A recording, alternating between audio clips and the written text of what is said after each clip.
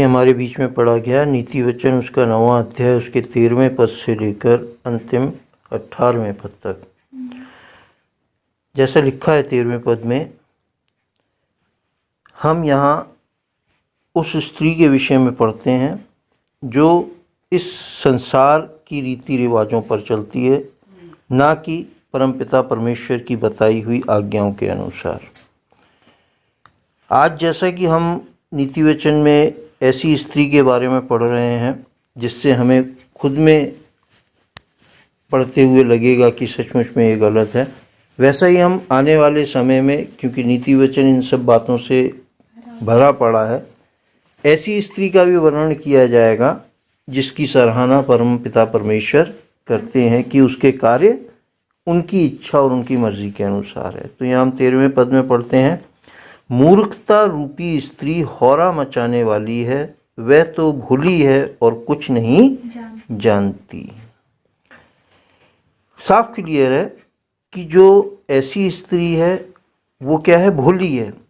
लिखा हुआ है, हमने पिछले वचनों में पढ़ा है कि भोले लोगों का मिट जाना ही हो जाएगा, यानी कि वो नाश ही हो जाएंगे। क्यों? क्योंकि यीशु मसीह ने भी मत्ती में कहा कि तुम कबूतर की नाई भोले तो बनो, लेकिन सांप की नाई चालाक भी बनो। तो हमें भोले बने रह के और हर शिक्षा के पीछे भागने से, जैसे कि हमने पुरुष के बारे में पढ़ा कि वो शिक्षा और आपका पराई स्त्री के विषय में बताता है, वैसे ही यहाँ स्त्रियों के विषय में परमपिता परमेश्वर बताना चाह रहे हैं हमें कि ऐसी स्त्रियां क्या है, भोली तो हैं लेकिन मूर्खता रूपी हैं। वो क्या है, हौरा मचाने वाली। हौरा क्या, एक ठट्टेबाजी, एक हल्ला गुल्ला, एक बकबक करने वाली स्त्रियां हैं। 14वें पद में, वह अपने घर के द्वार में और नगर के ऊंचे स्थानों में मचिया पर बैठी हुई जो बटोही अपना अपना मार्ग पकड़े हुए सीधे चले जाते हैं, उनको यह कहकर पुकारती हैं। क्या है कि वो ऊंचे स्थानों में बैठी हुई हैं। समझने वाली बात है, अपने आप को ऊंचे पद पे दिखाना है, अपने आप को बड़ा दिखाना, अपने घर के द्वार में, जबकि घर के अंदर रहना चाहिए स्त्री को, लेकिन क्या वो द्वार पे बताया गया है, क्योंकि ऐसी स्त्रियां होती हैं जो द्वारों पे खड़ी रहती हैं। अगर हमने कभी फिल्मों में चाहे देखा हो, चाहे सचमुच में देखा हो, ऐसी जगह जाके, वहाँ क्या है कि जो आपका वेश्याएं होती हैं वो अपने दरवाज़ों पे खड़ी होती हैं, वो कोठों पर चढ़कर, कहते नीचे चलते हुए राहगीरों को देखती हुई होती हैं और उन्हें बुलाती हैं। यहाँ ऐसी स्त्रियों का वर्णन परमपिता परमेश्वर अपने वचन में कर रहा है। वो क्या कहती हैं, जो बटोही अपना अपना मार्ग पकड़े हुए सीधे चले जाते हैं, उनको यह कहकर पुकारती हैं, जो कोई भूला है वह मुड़कर यहीं आए, जो निर्बुद्धि है उससे वे कहती हैं, चोरी का पानी मीठा होता है और लुके छुपे की रोटी अच्छी लगती है। सेम वही बात है कि शारीरिक बातें। अब यहाँ हम ऐसी स्त्री के विषय में, और इसी को अगर हम देखें तो शिक्षा के विषय में भी परमपिता परमेश्वर कह रहा है कि शिक्षा जो संसारिक है वो भी इसी तरीके से, जैसे एक मूर्खता रूपी स्त्री है, भोली स्त्री है, वैसे ही संसारिक ऐसी शिक्षा है जो हमें अच्छी तो लगती है, ठीक, बड़ी सीधी दिखाई पड़ती है, लेकिन क्या है, वो बेकार है। क्योंकि वहाँ भी संसारिक शिक्षा में भी क्या कहा जाता है, भाई चोरी करके मस्त जीवन कटता है ना, कहीं भी तुम काम करो, थोड़ी थोड़ी चोरी करते रहो, तनख्वाह पूरी नहीं मिल रही, लेकिन चोरी करने से हमें तो अच्छा हो रहा है, लुक्के छुपे की रोटी है, चोरी का पानी।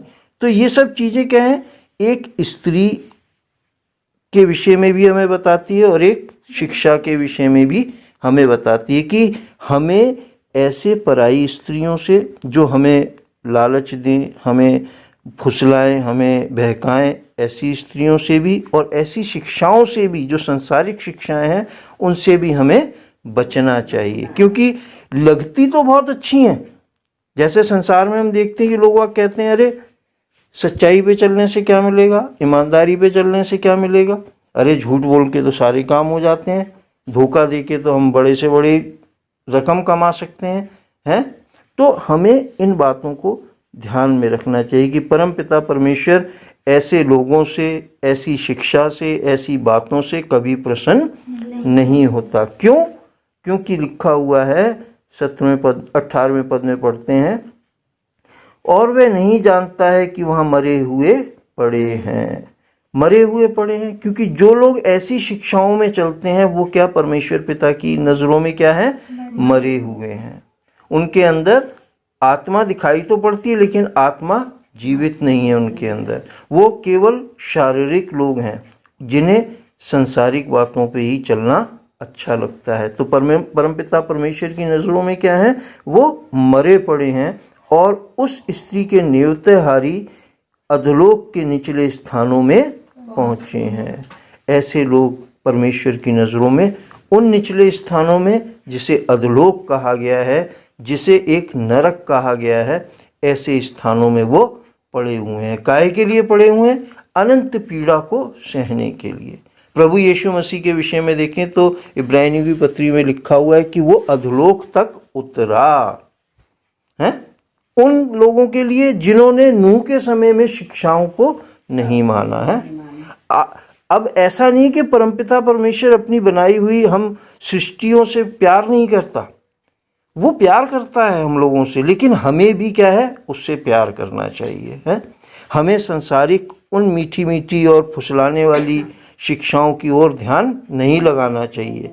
क्यों? क्योंकि वो शिक्षाएं कुछ क्षण का हमें आराम दे सकती हैं, कुछ क्षण का हमें खुशी दे सकती है, कुछ क्षण का हमें पैसा दे सकती हैं, हमारा पेट भर सकती हैं, हमारी प्यास मिटा सकती हैं, लेकिन अंत में क्या है, वो सब परमपिता परमेश्वर के आगे बेकार हैं।